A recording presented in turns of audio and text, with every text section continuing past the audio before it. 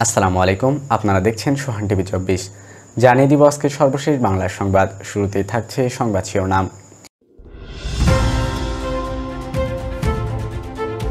সংস্কার বাস্তবায়নের অগ্রগতি ও পদক্ষেপ জানতে মন্ত্রণালয়কে চিঠি।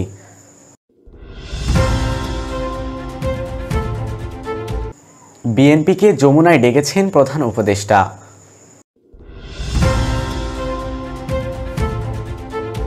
আবারও উপাচার্য প্রোটেক্টরদের পদত্যাগ দাবি ছাত্রদলের।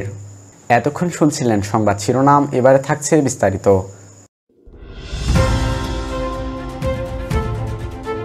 সংস্কার বাস্তবায়নের অগ্রগতি ও পদক্ষেপ জানাতে মন্ত্রণালয়গুলোকে চিঠি। সংস্কার ও উন্নয়ন সংক্রান্ত নেওয়া পদক্ষেপ ও বাস্তবায়নের অগ্রগতি নিয়ে মন্ত্রণালয় এবং অধীন বিভাগগুলোর কাছে তথ্য চেয়েছে প্রধান উপদেষ্টার কার্যালয়।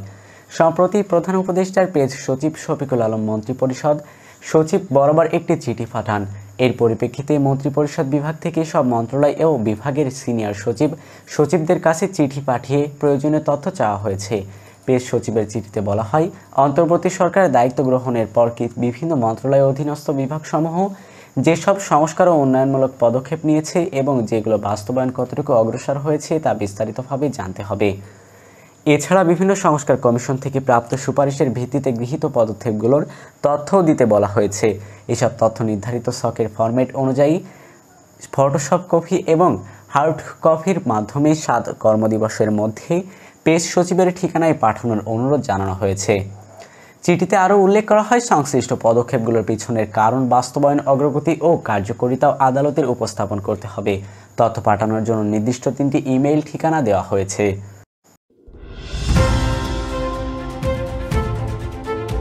বিএনপিকে যমুনায় ডেকেছেন প্রধান উপদেষ্টা।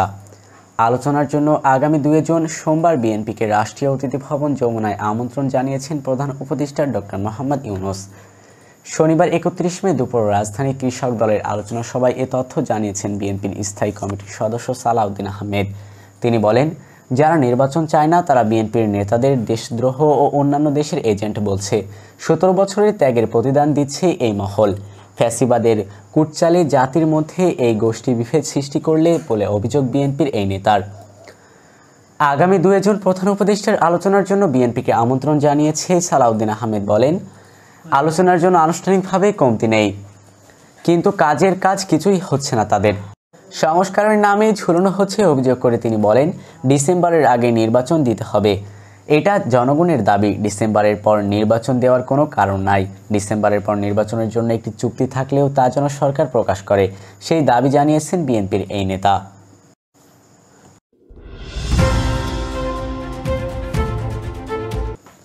আবারও উপাচার্য প্রোটেক্টরদের পদত্যাগ দাবি ও ছাত্রদলের।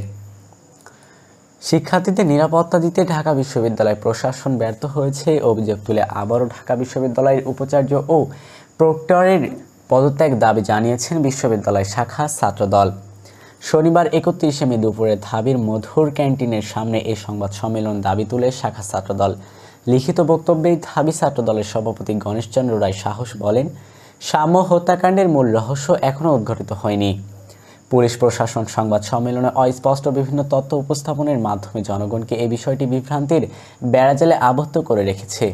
ডিএমপির সংবাদ সম্মেলনে অস্পষ্টতা ও বিভ্রান্তিকরভাবে তথ্য উপস্থাপনের বিষয়ে সাম্যের পরিবারও অসন্তোষ প্রকাশ করেছেন। ছাত্রদলের অভিযোগ, এখনও সোহরাওয়ার্দী উদ্যানে মাদকের সিন্ডিকেট নিয়ন্ত্রণকারীদের সঙ্গে ছাত্রলীগের পলাতক সন্ত্রাসীদের ঘনিষ্ঠ যোগাযোগ রয়েছে। এতক্ষণ শুনছিলেন বিস্তারিত। শেষ করার আগে আবারও জানিয়ে দিব সোহান টিভি 24-এর আজকের সর্বশেষ সংবাদ শিরোনাম।